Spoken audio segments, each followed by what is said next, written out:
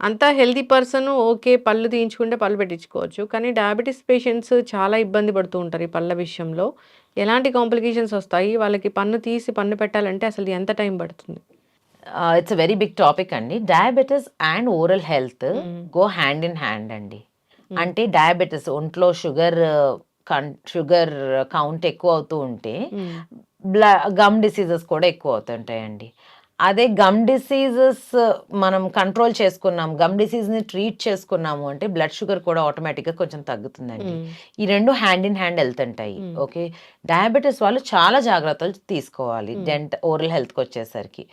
ఇప్పుడు మనం నోట్లో ఉన్న ఎన్వైర్న్‌మెంట్ ఎక్కువ షుగర్ ఉండడం వల్ల హ్మ్. డయాబెటిస్ వాళ్ళకి క్యావిటీస్ కూడా ఫాస్ట్‌గా ఫార్మ్ అవుతాయి. హ్మ్. ఎక్కువగా ఫార్మ్ అవుతాయి. గమ్ డిసీజెస్ కూడా ఎక్కువగా ఫార్మ్ అయ్యే ఛాన్సెస్ ఉంటాయి.